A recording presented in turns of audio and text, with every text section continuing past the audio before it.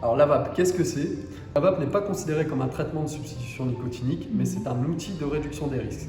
C'est-à-dire que la vape va permettre de délivrer aux fumeurs désirant arrêter sa consommation de cigarettes de la nicotine sans forcément y ajouter du monoxyde de carbone qui est issu de la combustion provoquée par la fumée de cigarette. Tu peux me parler de la nicotine qu'on trouve dans la vape? Alors, pour un fumeur souhaitant arrêter de fumer, il est essentiel pour lui de rajouter de la nicotine dans sa vape. Pourquoi?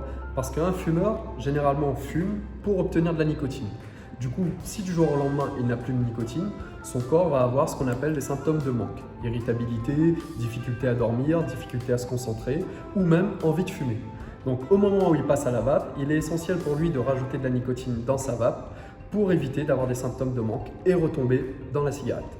Ce qui est dangereux, c'est de vouloir se délivrer de la nicotine en utilisant la cigarette qui, elle, va procurer du monoxyde de carbone. Ok. Du coup, dans la vape, il y a quoi en fait? La vape est composée de propylène-glycol et de glycérine végétale. Ce sont des composants qu'on retrouve dans l'industrie alimentaire, cosmétique ou encore pharmaceutique. L'objectif, c'est de pouvoir se délivrer de la nicotine sans forcément y ajouter de la combustion. Dans un flacon de liquide, on peut obtenir jusqu'à 20 mg par millilitre de nicotine. Ce qui est intéressant pour le fumeur, ce n'est pas tant la quantité de nicotine qu'on retrouve dans le flacon, mais la quantité de nicotine que son corps va assimiler.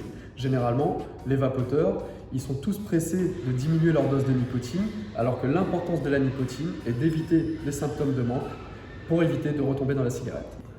Il est aussi très important de s'hydrater car le propylène-glycol et la glycérine végétale va venir assécher les muqueuses et provoquer des signes de déshydratation.